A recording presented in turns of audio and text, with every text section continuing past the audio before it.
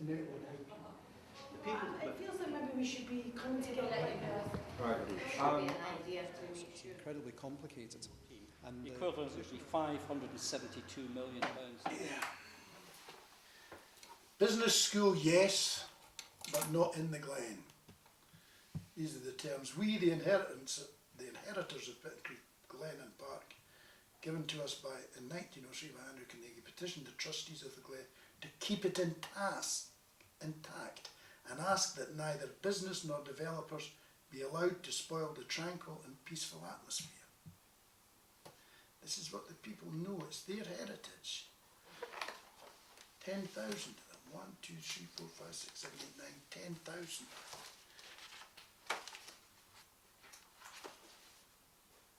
Business school, yes, but not in the Glen. They're not Luddites, they're not against development, but they know what a leisure and recreation facility is for, and it ain't for business. The furore, the fuss over the development of Pittencrieff Park, or the Glen as we called it, is known locally as the Glen, came out of the blue in 2005, early 2005. Gordon Brown was up here and he was on the stump. There was a by-election, Dunfermline by-election, caused by the death of the sitting MP. And Gordon Brown got bad news one day when he was out on the stump that an American firm was pulling out with the loss of 500 jobs of Versailles. So straight away he pulled a rabbit out of the hat and said, well, there might be a 30 million investment by way of a business school in Dunfermline. So this puzzled everybody. Nobody, the general public didn't know about it. And rumour followed rumour, and it was mooted in the press that this site for this Harvard-style business school, as it was called, would be the Glen, Pittencrieff Park. This was denied by the trustees, but then in the summer of 2005, the local MSP, a chap called Scott Barry, he announced that it was the Glen or nothing. He knew about this development and had known about it for years, and he knew the developer would settle for nothing less than in the Glen. Well, of course, this did cause a big outroar. Local people knew that the Glen had been left in perpetuity by Andrew Carnegie for their leisure and recreation. They knew it was touched. So just about at the same time, again, a rumour developed that the conditions governing the stewardship of the Glen by the trustees were changing. Application had been sought for a change to the terms of the trust. The terms are held in a royal charter, and seemingly the trust had applied for a supplemental charter. People were very concerned when they heard this because, not unusually, they linked the two things. The Harvard Business School and the development of the Glen were linked to the changes to the charter. So I was one of several people who asked for a meeting with the trust. We got a meeting and they said that this was nonsense, there was no development, nothing to report, and eventually we got it from them that the charter changes were minimal and were only modernisation. So we asked to see these minimal terms that were being changed, but they wouldn't let us see them. They said, no, you can't see them until they become law. Well, I then looked into it and found out that the charter application had in fact been made and advertised in the Edinburgh Gazette, which is a paper that nobody sees. And even if we had have saw this notice of change to the charter, there was no indication in the wording of the notice as to what the changes were. So we were left to accept what the trust said, that these were minimal and modernising in nature. We didn't accept that, and eventually, under pressure and after a lot of to and fro in the press, the Trust agreed to let us see the proposed, the draft supplemental changes, but this was by appointment only at the Trust headquarters, and only brief notes were allowed to be taken. So I was the first person who took them up on this offer, and it was immediately apparent that the Trust the changes to the Charter, far from being minimal and modernising, were massive and were repugnant to the terms of Andrew Carnegie's gift. They split the Glen into two separate entities, the core and the fringes, and allowed the fringes to be developed. So at this stage we went to the people. We formed a group, the Pittencrieff Park Society, 4 of us, and went to the people, and within no time at all we got 10,000 signatures to a petition opposing any building within the Glen, any commercial development of the Glen, which was left in perpetuity for the leisure of the people of Dunfermline. We managed, I think we had a hand in convincing Harvard that they shouldn't be siting in the Glen in Dunfermline, because it wasn't the gift of the trustees to do that. The Harvard Business School was abandoned, but the trustees made it clear that some commercial developments will go on in the Glen, and at present we sit waiting to take that battle on when it comes. But in the meantime, I've put all of the charters, old and new, and amendments, I've put them all online on a website, so that the people who fight the battle in the future don't have to do what I had to do and try and prize this information from a trust that's secretive isn't the word for them. They wouldn't show you a bird's nest in the Glen, never mind the changes to the Charter. So that's where we are. It's all in the open now, and we await developments, waiting to take that battle on when it comes. But in the meantime, I've put all of the charters, old and new, and amendments, I've put them all online on a website, so that the people who fight the battle in the future don't have to. For the public to find out what they're doing. It's very problematic. Carnegie, when he set up the trust, he was a wise man. He's, whatever your opinions are of Carnegie, he was certainly no fool. And he called this his most precious gift, and he set it up by charter and by an explanatory letter in plain English. And he made sure that there was a big representation from the council of ordinary people, and there were ordinary people on the trust. He hoped that would continue. However, these minimal and modernising terms that have been changed have thrown that particular baby out with the bathwater. There is no onus on the trust now to have the people's representatives on. They have a few on at the minute, and the numbers have been decreasing, but it's only at their sufferance that the people's representatives are on.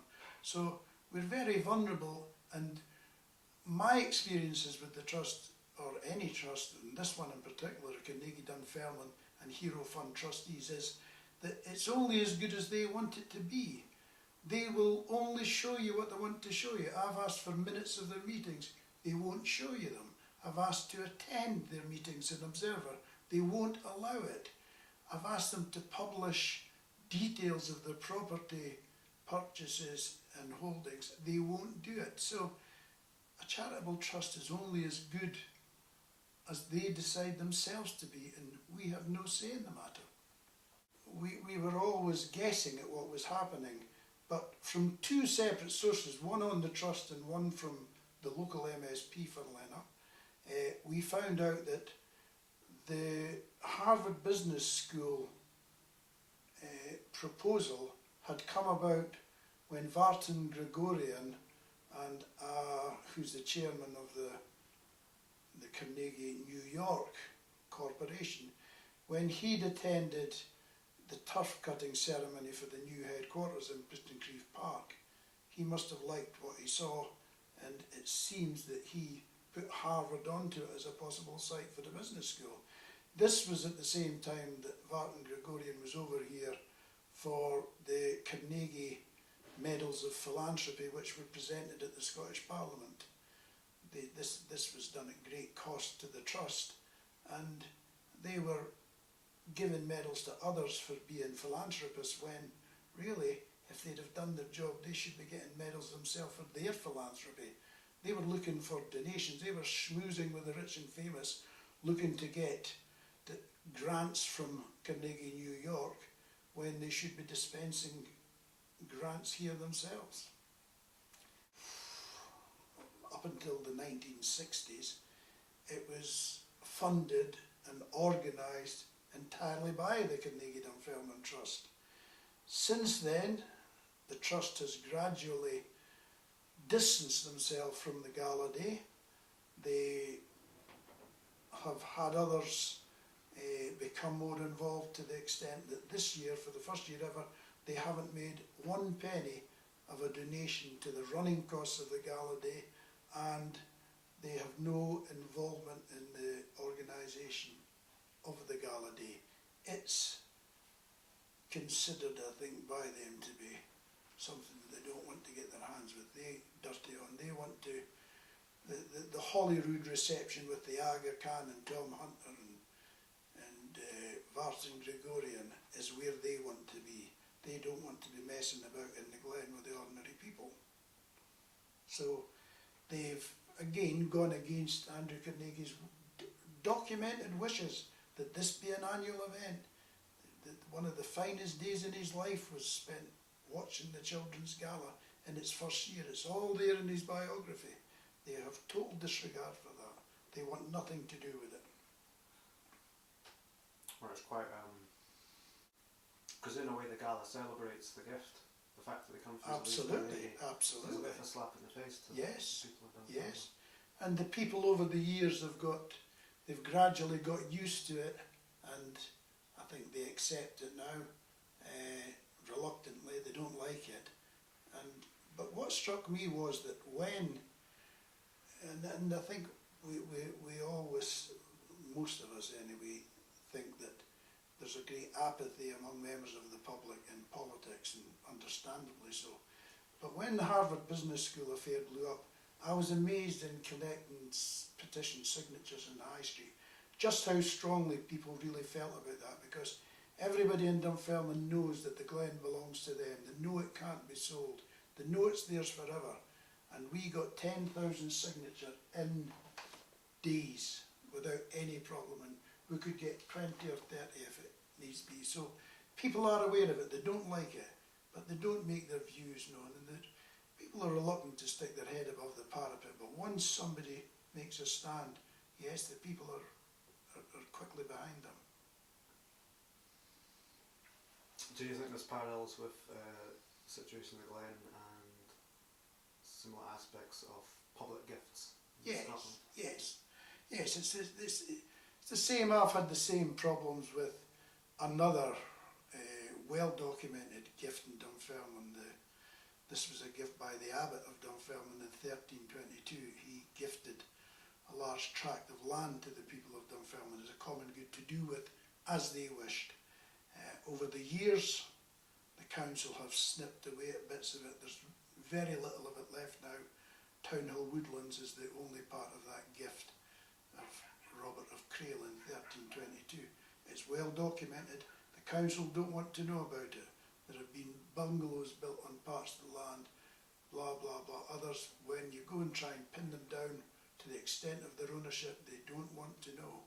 They'd rather have it so that they can do as they wish with it. And parts of it have been developed. So, yes, it's just the same whether it's green space in Glasgow or anywhere else. The stewards of these green spaces think it's just too good a thing to have on their hands for the people's leisure. They can't see that. They want to develop it.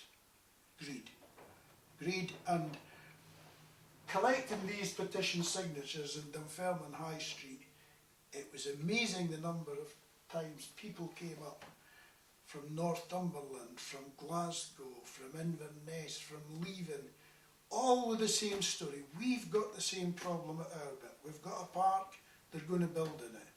The council's going to build in it. And we thought it belonged to us. It's the same story all over, that it's just greed. They can't see prime sites of green space for the leisure and recreation of the people. There's no money in it, nothing in it for them. They don't like that. And yet, one of the people who signed the petition was a soldier on leave from Iraq. And when he signed it, he said, when we explained what was happening, he said, I know what I'd like to do with them if I could get my hands on them. He said, I've just spent a morning down that glen, just in peace and quiet. What it was meant for, apart from the gala day, solitude, recharging the batteries. He said it's priceless to have something like that in Dunfermline. But there's no bottom line for the accountants for that. The bean counters want to develop it, and I suppose there's a queue of developers with brown envelopes in the background, egging them on. That's what I've been speaking to them now for 3 years, Fife Council, and though they have a legal obligation to have a comprehensive register, it's still a work in progress. They've been doing it since 1975, since the boroughs passed it over to them, and they still haven't got anywhere near completing it, and they don't know when it will be completed. So they don't want us to know about the land. They want to be left alone so that they can keep frittering it away, and when it's all done and there's nothing left, they'll say, well, it's too late now to do something about it. And I did in fact get a promise from Fife Council, because they were concerned that I wanted to hold them to the original 1322 gift, and of course you can't do that. Over the years some of that's been misappropriated, sold, etc. And what's done's done, but what I wanted to do was to draw a line and say, right, we're not going to let any more of it go, and let's get it recorded. And I got a promise from Andrew Ferguson, the Fife Council, that he would do that, but I'm still waiting. That's several years ago. So yes. Trying to outsource itself, to extend itself, to manage other cultural assets and common good assets across the country. And I believe Fife Council has expressed an interest in that model. Based on your experience of Dunfermline, what do you feel the kind of portents of that are? Hellmendous if we allow them to do this, because once it goes into this charitable trust arm's length company with charitable aims, they're only as open and accessible as they decide that they're going to be. So public accountability, as bad as it is with your local representatives, is still some sort of accountability. We can vote them out. We can see what the council are doing. We can't with charitable trusts. Charitable trusts say they're not, they're exempt under the Freedom of Information legislation. They won't let you see. They just will not let you see unless they want to. So it's a case of they're as secretive or as open as they decide to be. We're in trouble if we allow that to happen. I don't know, maybe it's my last question. There seems to be a growing, maybe it's not in law common good, but in spirit it's common good. Yes, but there are other common good issues in this Dunfermline, yeah. There seems to be a kind of growing awareness across Scotland. Yes. Do you think there's a need for people to link up? And That is the thing that and I haven't been at too many meetings, but any meeting I've been at on the common good, I'm always amazed by someone that's there with a story that I haven't heard before. The last meeting I was at Canongate, it was a chat about Greenock docks, which were once common good, and I'm amazed to hear it. He hasn't got a website, and there is a need for a focus, a central point where all these campaigns can be coordinated, where we can get together at least and share our experiences, and that's the only way we're going to get the people organised. Because so many people, a woman phoned me the other day from Leven and said there was a park in Leven, it was gifted to the people, the council are now going to build a incinerator or something on it. What do we do? She'd never heard of the common good, she'd never heard of Andy Whiteman's book, she didn't know, and this is the problem, is spreading the word, and that's what we've got to do, because people in Scotland do care if they know about it, but if they feel that they're isolated and can't do anything about the council doing this because the council say this is the only game in town, there is no alternative. Well, we heard that about PFI, and now they're saying PFI is a disaster, and in a wee while we're going to hear the same about charitable trusts. The Heritage Lottery Fund's going to run out of money. The council's going to miss the income that they would have got from the VAT on the premises that the charitable trusts no longer pay. There's a day of reckoning here, and sooner or later somebody's going to be coming and saying, we're going to have to go bust here, this charitable trust. So what do we do? Back to public ownership? Council take it back on? Or what's left of it? Or I think what's more likely to happen is, and I watch it with Common Good Land here, is that the charitable trust that's looking after the playing field, say Petrivia or whatever, they're going to come back and say to the leasee, the council who've given them it, we can't go on, but we could go on if we could take maybe 5 of those 42 acres and develop them. That would allow us to put some nice houses. That's the danger. So it's fraught with danger, this charitable trust business, and who picks up the tab at the end of the day? Who picks up the pieces? The people, I guess.